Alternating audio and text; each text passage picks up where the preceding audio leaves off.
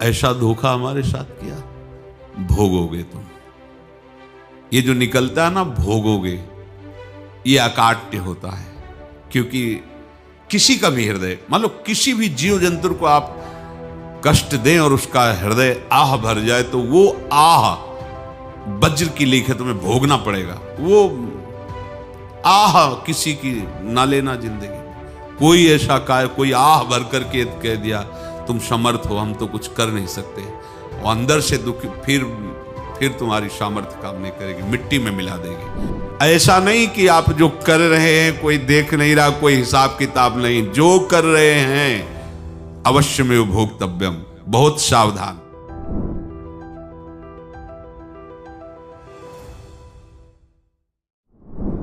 जीव स्वयं नित्य निरंतर कर्मों के जाल को रच रहा है और अपने आप को बांध रहा है। आपको मुक्त होना है, बंधना नहीं है। जीव का जन्म कर्मों के अनुबंध से होता है, कर्मों के बंधन से होता है, और उसको अपना ऋण चुकाना होता है। कर्मानुबंध ये बहुत सूक्ष्म विषय है। जैसे आप जिस परिवार में जन्म लिए हैं, तो उस परिवार के लोगों से आपका ऋण है, इसलिए उसी परिवार में आप आए हैं। और ऋणानुबंध उसको बिना चुकाए या बिना वसूल किए आप वहां से जाएंगे नहीं। आपको लेना है तो वसूल करना है, और देना है तो चुकाना है। ये पूर्व के जन्मों से निश्चित किया गया है।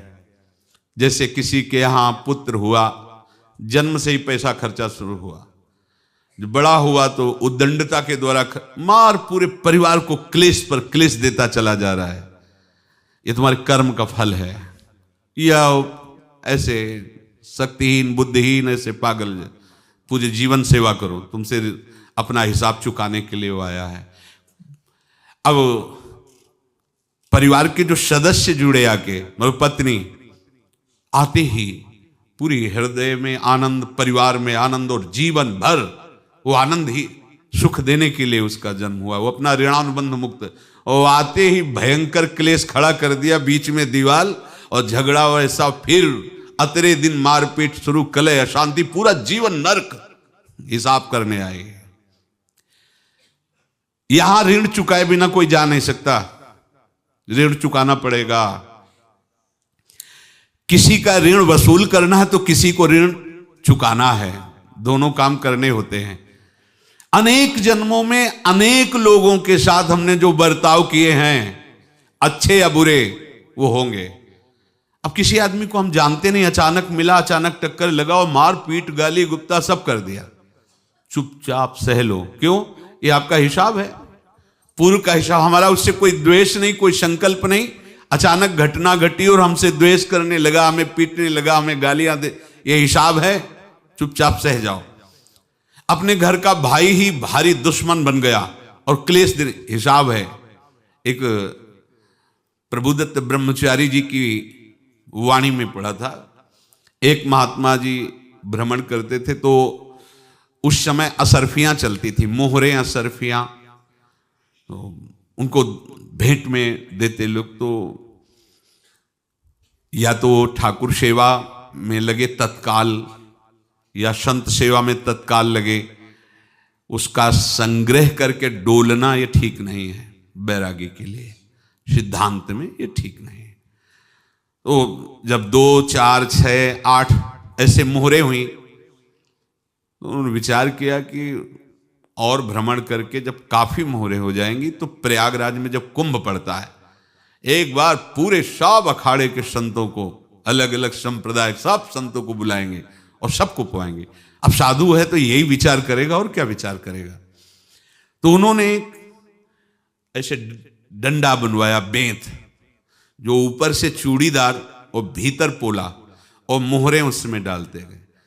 और भ्रमण, जहां जहां श्रद्धालु भगत थे सबके यहां जाना और इच्छा रखना कि एक मोहर तो दे ही दे दक्षिणा में। कामना कोई भी हो वो बांधती ही है, ध्यान रखना। इसीलिए प्रभु जो चाहे वो करे, अपनी चाह नहीं रखनी चाहिए, अपनी चाह प्रभु की चाह में मिला देनी चाहिए। धीरे धीरे वो छड़ी भर गई। भ्रमण करने वाले महात्मा चूड़ी लगाई, इंतजार करते रहे। जब प्रयाग का कुंभ पड़ा तो चले। तो रास्ते में एक गांव में पूछा जाता है, जैसे कहीं रुको कि कोई श्रद्धालु ऐसा है जो संत सेवी है।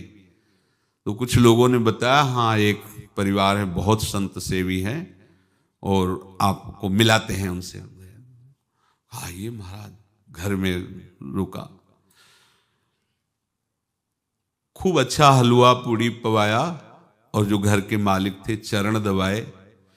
चरण दबाते दबाते उनकी दृष्टि पड़ी उस डंडे पे। इतना मोटा और ऊपर से कुछ चूड़ी सी भी नजर आ रही, इस डंडे में तो कोई रहस्य है ही है।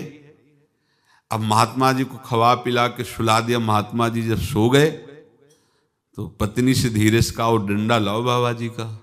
डंडा, वो चूड़ीदार जो ही खोला पलटाया तो सैकड़ों मोहरे। ऐसे संत रोज पधारे भगवान, तुम आनंद हो जाए फिर क्या। पत्नी से कहा, नाप के कंकड़ लाओ। वो तो महात्मा जी तो खाए खीर पूड़ी, आराम से सो रहे। रात में पूरी प्लानिंग करके उसमें कंकड़ भर के चूड़ी लगाकर सिराने रख दिया, सारी मोहरें हटा ली।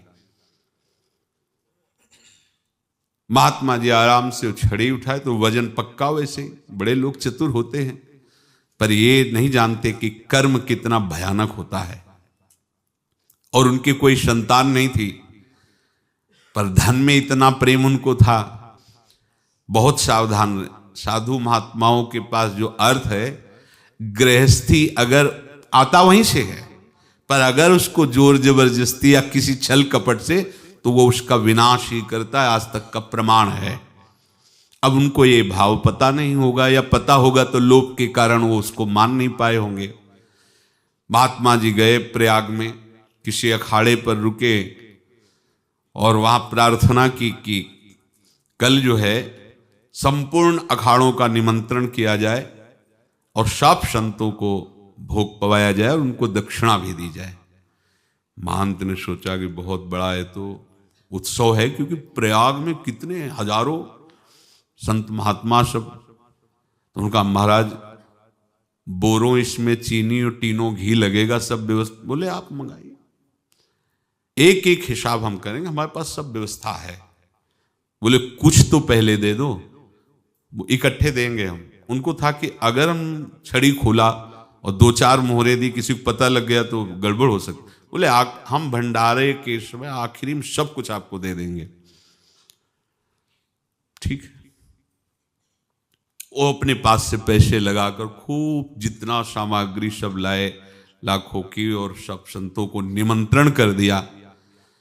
संत जन निमंत्रित हो गए। भंडारा बन रहा है, तब वहां के महंत है और उनका देखो भंडारा भी बन रहा है, संतों को निमंत्रण।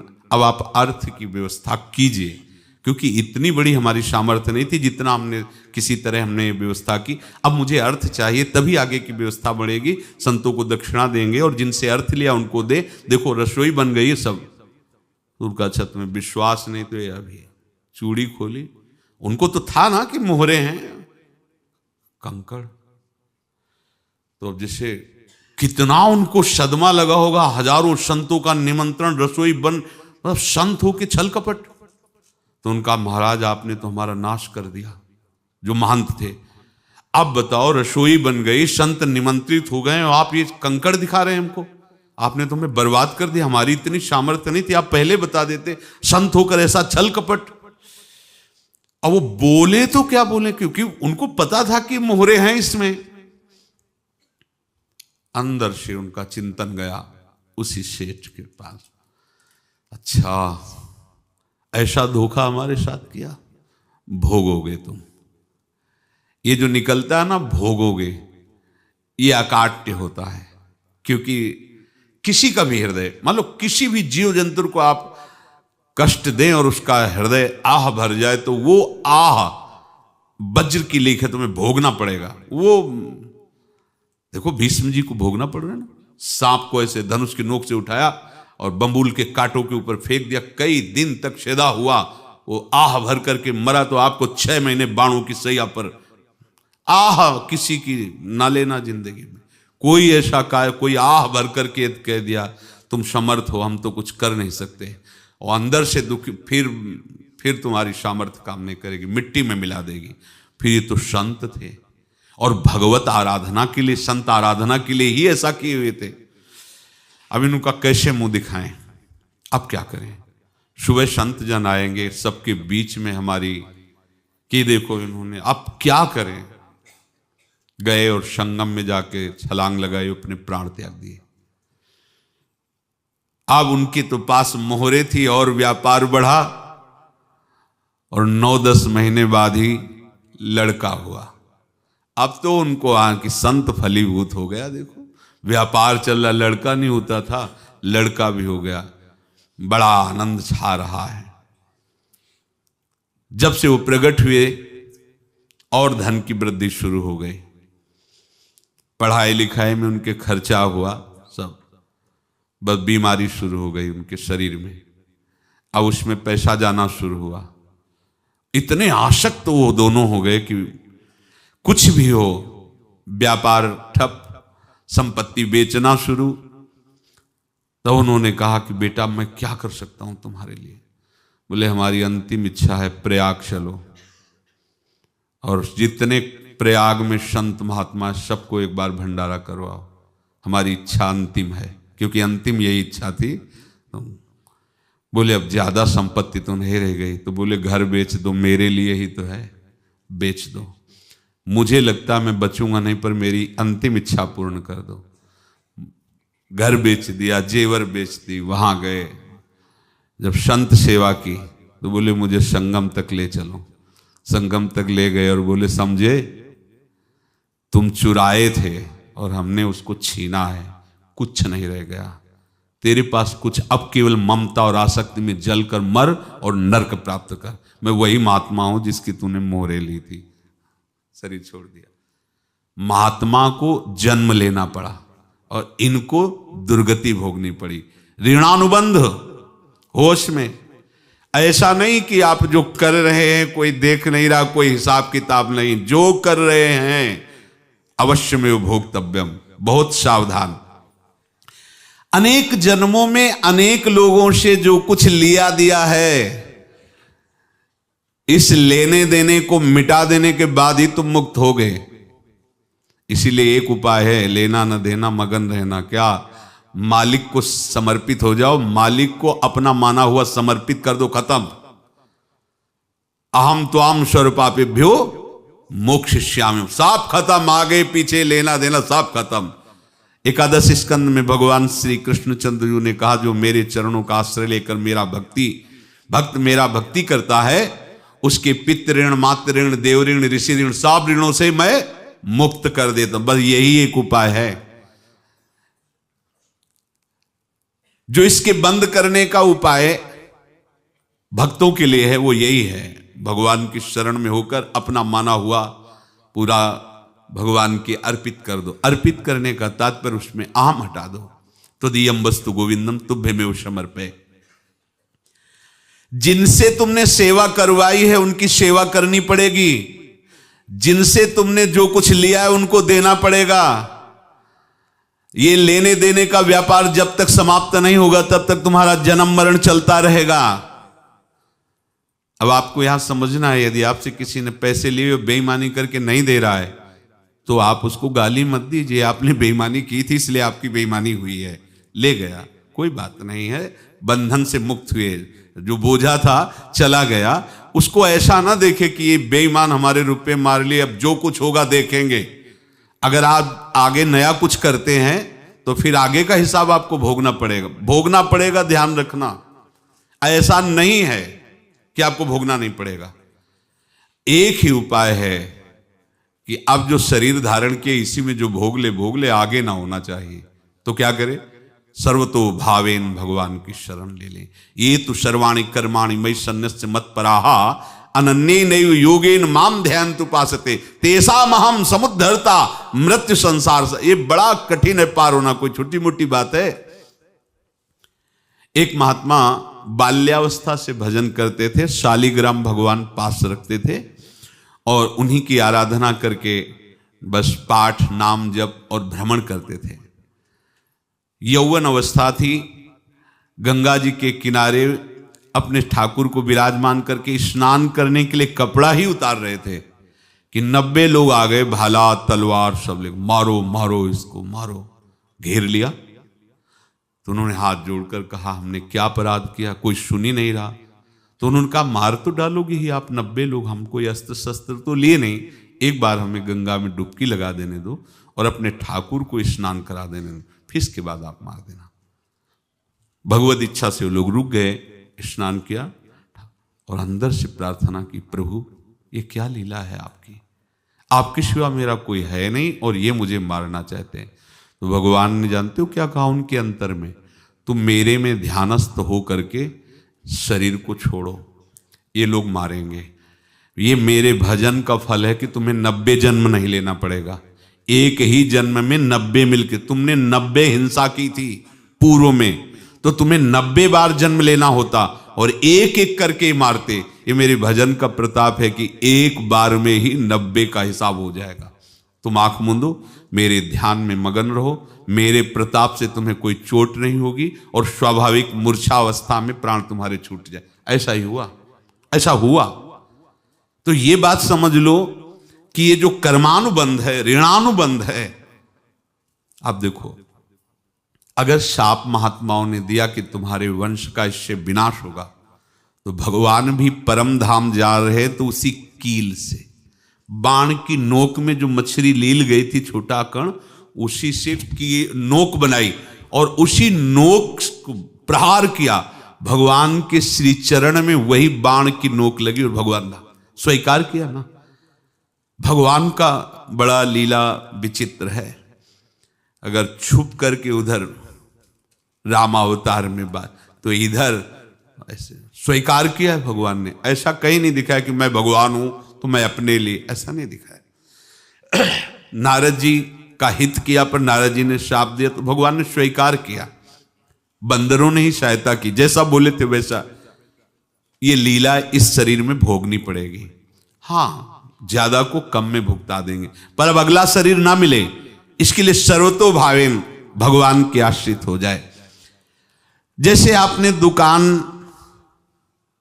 फैला रखी है तो उसमें दो काम होते हैं, लेना और देना।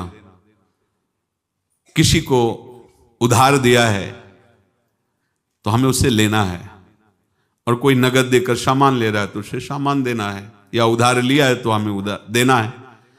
अब अगर दुकान बंद करनी है तो तुम्हें देने वालों पर जोर देना है, लेने वालों पर जोर नहीं। लेने वाला तो जाओ हम क्षमा किया, समर्पित किया, हमारा कोई संबंध नहीं, खत्म हो जाए, वो खुशी हो जाएगा। लेकिन देने वाला तुम अगर दुकान भी उठा दोगे तो जहां भी रहोगे तुम्हारे पास वो आएगा, लाइए हमारा। तो देने पर नजर रखिए, जिसका जिसका हिसाब है वो आपके सामने आता जाए, हटाते जाओ। लेने पर नजर मत रखिए और दुकान फौरन उठा दीजिए, नहीं अगर लेते देते रहे तो चलता रहेगा। आगे चलकर कुछ लेना न देना, मगन रहना बस अपने प्रभु के चिंतन में। अब हम कैसे जाने कि किसको क्या देना है, हमें क्या पता? तो हम पूरा हिसाब जिनको पता है उनको दे देते हैं, समझ रहे हो? उनको पता है क्या लेना है क्या देना है, तो इनके पास पहुंच गए, सरकारी हिसाब से सब बराबर कर देंगे। हमको अपनी जिम्मेवारी इनकी चरणों में समर्पित कर देना है, तभी हम जीवन मुक्त होंगे। ये रहस्य की बात है। प्रभु कह रहे हैं, यस्य सर्वे समारंभा काम संकल्प वर्जिता ज्ञानाग्नि दग्ध कर्माणं तमाहु पंडितम बुधा।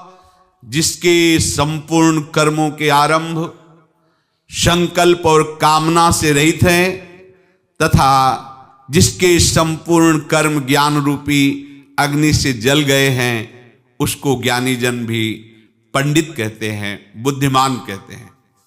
पूज्य श्री भाई जी महाराज कह रहे हैं, जैसे वहां ज्ञानाग्नि से दग्ध कह रहे हैं, तो अपने वृंदावन वासियों का प्रेमाग्नि से सब कर्म संस्कार दग्न होते हैं। जिस समय आपके हृदय में भगवत प्रेम का प्रादुर्भाव होगा तो लेश मात्र कभी तुम्हें दुख नहीं भोगना पड़ेगा।